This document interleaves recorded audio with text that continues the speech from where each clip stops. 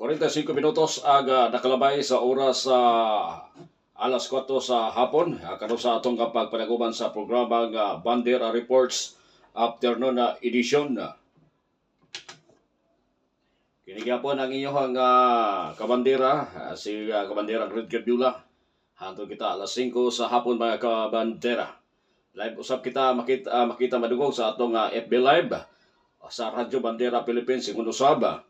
Sa atong mga sister radio station, particularmente sa may Radyo Bandera Malaybalay City, Radyo Bandera Valencia City o Radyo Bandera Maramag.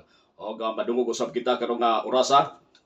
Pinaagi diri sa atong radio station sa Radyo Bandera Takurong. Bueno mga kabandera, atong hisgutan sa kadali. Kining nahitabo karon dito sa siyudad sa Davao. Kundiin adunay mga progresibong grupo ang nagrally. Kaganiha mga kabandera. Kay gumikan lagi mga kabandera ang naasalay mga panawagan ngadto sa lokal nga pagamahanan sa siyudad sa Davao. Ang una nato nakita dito nga progresibong grupo, mga kabandera, ang ilahang unang matawag nila nga gusto nga mahitabo nga walaon ang kining gikaingon nga NTF-ELCAC mga kabandera.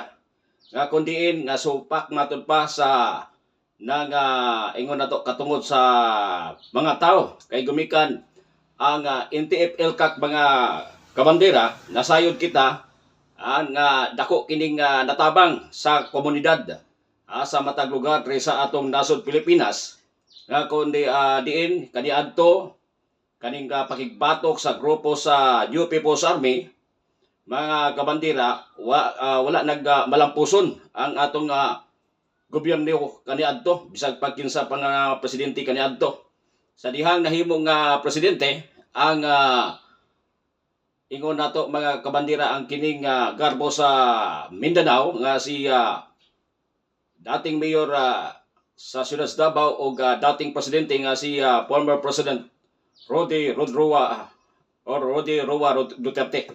Dito nga na himugso or na organize mga kabandera kining gikaingon nato kining NTF-ELCAC.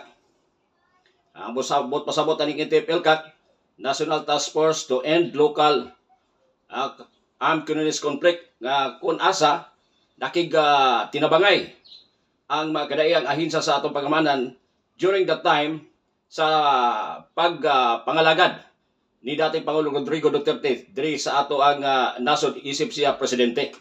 Dito mga kabandera, nagtinabangay ang mga kadaiyang ahinsa sa gobyerno sama sa DPWH, DepEd, Department of Agriculture o uban pa mga ahinsya. Namugna kini pinaagi sa pagpagawas sa executive number mga kabandera or executive order 60 kaning NTF-ELCAC. Aron laging pakigbatukan kining problema sa insurhensya sa atong nasod nga dugay nang nahitabo mga kabandera sa pipila ka katuigan padayon ang ginbuhaton sa mga grupo sa New People's Army sama sa pagpangistort, pagpangrecruit o gingon usab mga kabandera kining matawag naghatag og kasamok ang kining mga grupoha. Karon mga kabandera nga atong na subaybayan or napansin nagkahinay-hinay na po ni sila og balik mga kabandera. Kay dito sa area sa may Bukidnon ni adto nakalabayng semana adunay nang propiedad dito nga gisunog ang grupo sa New People's Army mga kabandera. Kundiin gisulod nila ang usa ka plantasyon sa Balanghoy katong Kasaba plantation. Kundiin gisunog nila mga kabandera. Og karon mga kabandera nagkuyanap na po sa kadaiyang platform sa social media, particularmente sa Facebook, kining mga propaganda sa grupo sa New People's Army. Mga kabandera nga nag-ingon dito nga kung 18 anyos ka na, pwede na kang makig-joint or pwede na kang musalpot sa grupo sa New People's Army. Kini mga kabandera kung galing ni balik ni sila. Mga kabandera siguro huyang ang matawag nato ang programa sa kasamtang administrasyon o kumpara kaniadto nga grabe ang pagpaningkamot sa nakalabay nga administrasyon sa pagkontra aning mga teroristang grupo. Ang ato alam mga kabandera nga bisan pa nga dili na si Pangulong Rodrigo Roa Duterte ang presidente sa atong nasod.